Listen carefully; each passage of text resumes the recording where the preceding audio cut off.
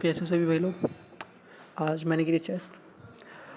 और chest workout में अगर बहुत रेयरली ऐसा होता है कि मैं किसी अदर पैक से शुरू करूं। हमेशा मैं अपर पैक से ही शुरू करना प्रेफर करता हूं, क्योंकि मेरी या फिर किसी की भी चेस्ट है वो तभी एकदम फुली डेवलप्ड या फिर फुली इन शेप या फिर आपको वो एकदम चौड़ा तगड़ा लुक तभी दे पाती है जब आपकी इंक्लाइन पैक जो होता है वो आपका बहुत अच्छा डेवलप्ड होता है। तो मुझे अपर पैक से ही ट्रेन करना ज़्यादा कंफर्टेबल फील होता है और ज़्यादा अच्छा भी उसी से लगता है, क्योंकि फिर उसको हम ज़्यादा प्रायोरिटी दे रहे हैं। तो जो भी हमारी स्टार्टिंग स्ट्रेंथ है वो पूरी हमारी अपर पैक में लग रही है, तो उससे हमारा पैक जो है वो अच्छी तरीके से ट्रेन होता है, स्टिमुलेट होता है, सब कुछ होता है, तो वो सही लगता है। ठीक है। और आप देख रहे होगे, अगर पहले की वीडियोस देखते हुए आ रहे हो, तो मैं यहाँ पर जो है 1 प्लेट कम वेट लगा रहा हूँ। यूजुअली 3 प्लेट्स रहता है, क्योंकि चेस्ट जो है मैं बहुत टाइम से हैवी चेस्ट करता हुआ आ रहा हूँ, तो उससे जो है पैक अच्छे से रिकवर नहीं हो पा रहा है मेरा, जो भी मेरी चेस्ट मसल्स हैं। तो इसीलिए मैंने आज लाइटर वेट चूज़ किया है, जिससे कि उस लाइटर वेट से मैंने उस इंटेंसिटी को टच करने की कोशिश की है जो मैं हैवी वेट से करता हूँ।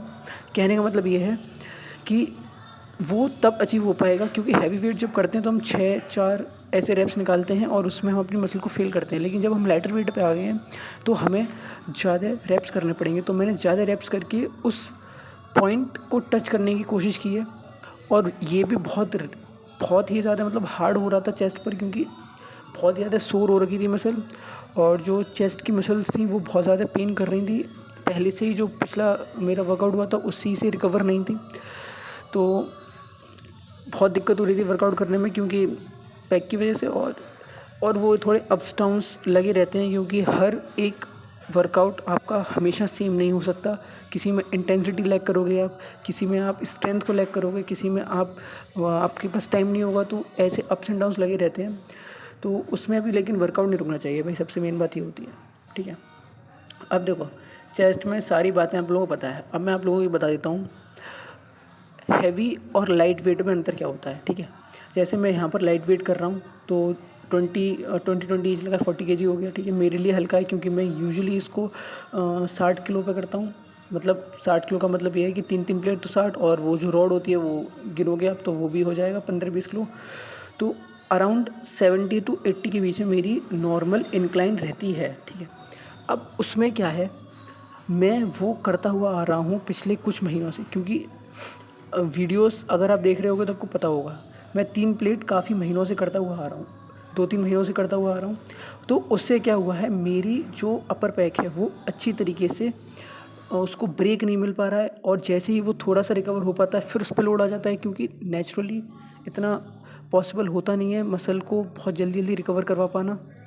जिससे कि आप जो लोग वीक में 2 बार कर रहे हैं उनकी रिकवरी रेट बहुत हाई होगा। मेरा रिकवरी रेट इतना बहुत मतलब चेस्ट के लिए तो स्पेशली मेरा बहुत टाइम लगता है चेस्ट को रिकवर होने में, वो पेन बना ही रहता है, तो वो रिकवर होने में टाइम लगता है। और इसीलिए मैं वीक में हर पार्ट एक बार ही ट्रेन करता हूँ, क्योंकि नेचुरली इतना पॉसिबल नहीं हो पाता है मेरे लिए, मेरी डाइट से या फिर स्लीप से जो भी वो रहते हैं फैक्टर्स, उससे कम्प्लीटली उसको रिकवर कर पाना।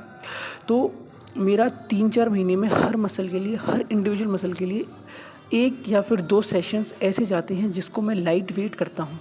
यूजुअली सारे मेरे हैवी सेट्स रहते हैं, हैवी सेशंस रहते हैं, लेकिन कुछ ऐसे रहते हैं 2-3 महीने में, 1 महीने में 1-2 सेशंस मेरे ऐसे रहते हैं जिसमें कि मैं वेट को थोड़ा सा ड्रॉप करता हूँ।